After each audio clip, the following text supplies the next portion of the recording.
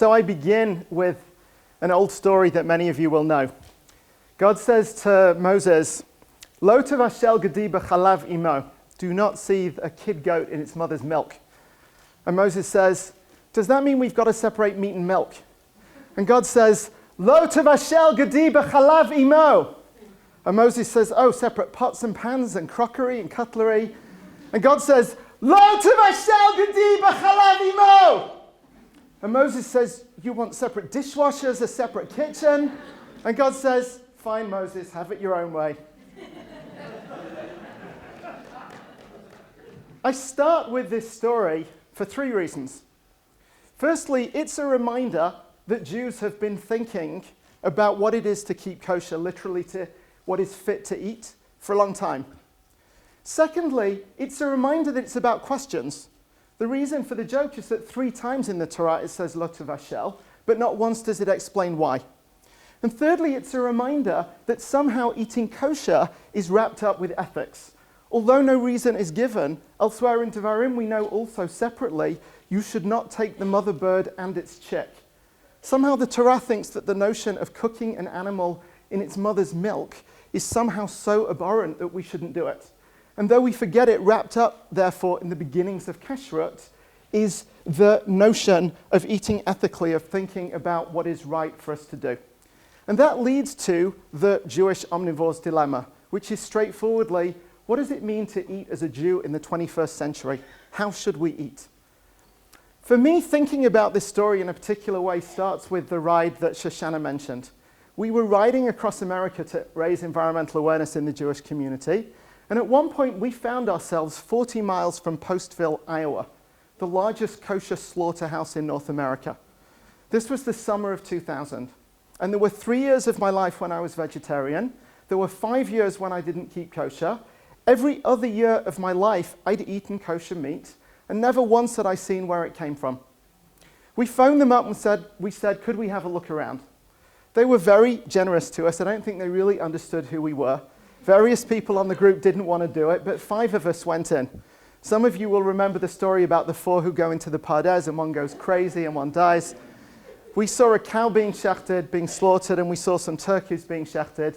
And of the 5 people who went in, 2 became vegan and are still vegetarian 12 and a half years later. That was the beginning for me of thinking about this.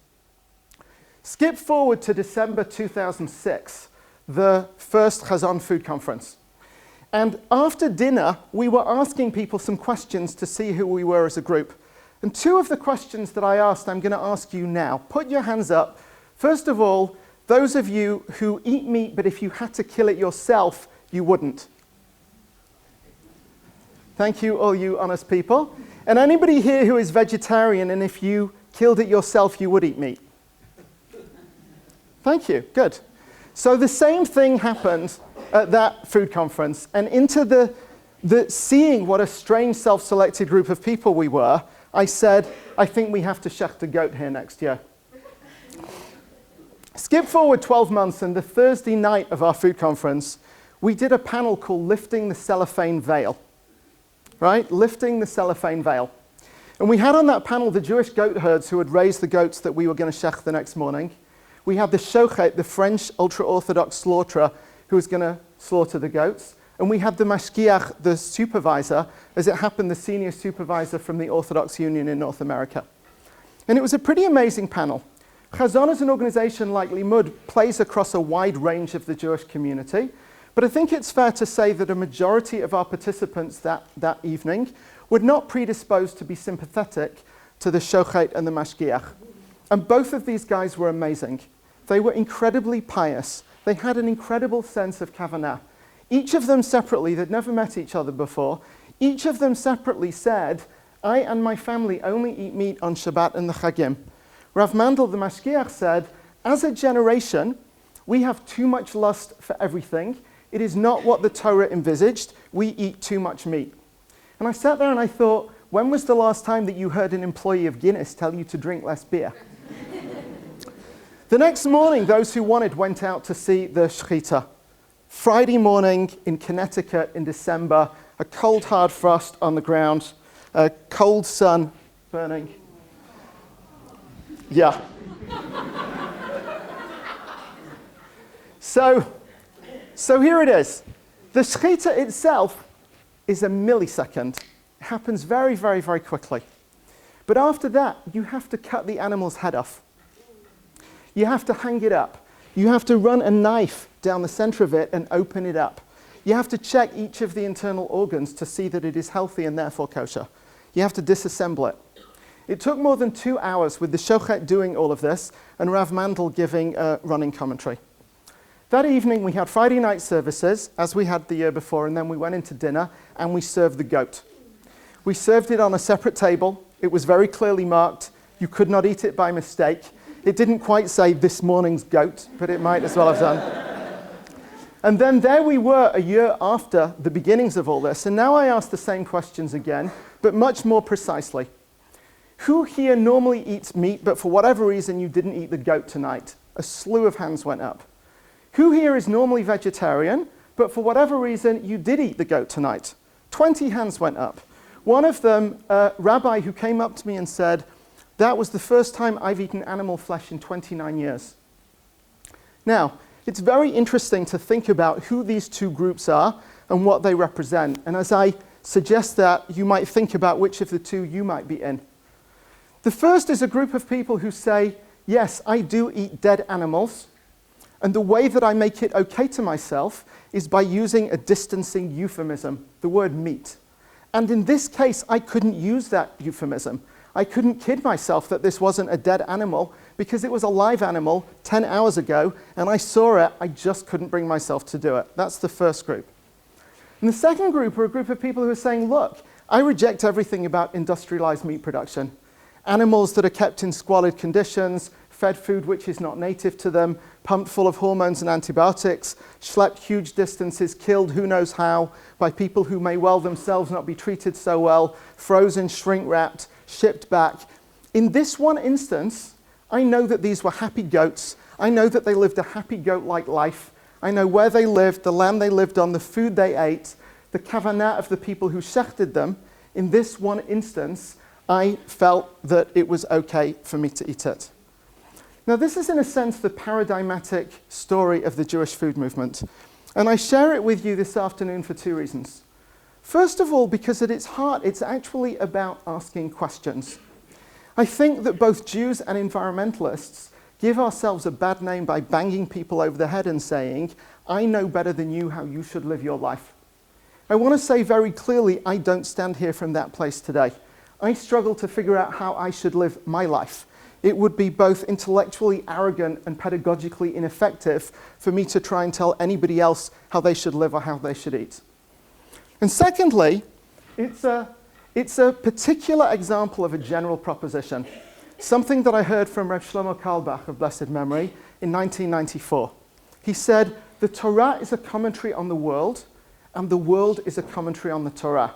The Torah meaning, in this case, everything to do with Jewish food.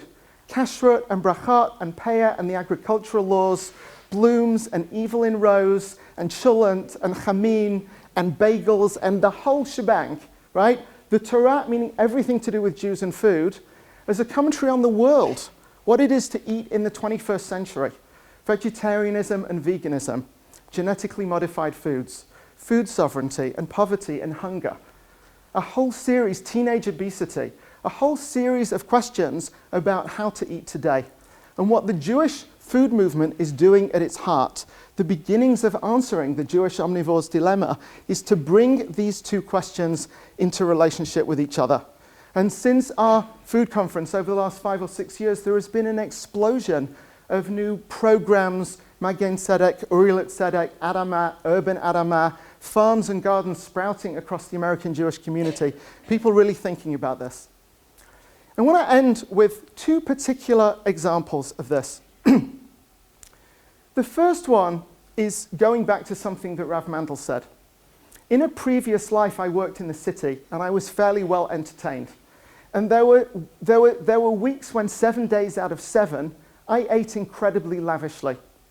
There may have been nothing that was wrong with any of those meals individually, but in aggregate, until a century ago, only kings and princes ate like that. It may well be that a deeper Jewish rhythm, as our ancestors did, is to eat simply 6 days a week And on Shabbat and on Chagim and on Simchas, to eat much better and more lavishly and with friends and family.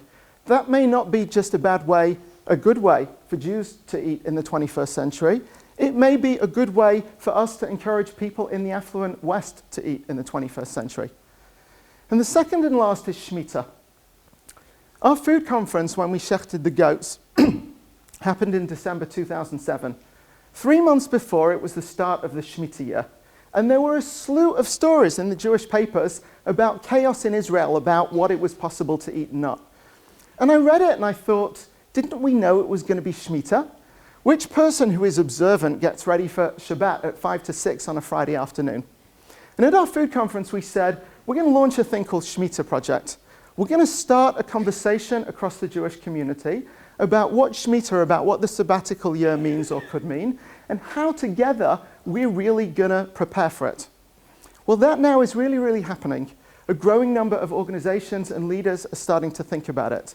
The next Shemitah year starts in September of 2014. Let's have a real conversation across our communities, our synagogues, our day schools. What's the food that we serve? Why do we serve it? Do we grow any of our own food? Do we compost it? Where does it come from? Where does it go to? What about the interfaith piece? What about hunger locally and in Israel and around the world? How do we integrate it into education? If together we do this, I think we will take steps forward in answering the Jewish omnivore dilemma. And as Reb Shlomo might have said, I hope and pray that in doing so, we all and our communities and the wider Jewish community get to create a healthier and a more sustainable world for everybody. Thank you.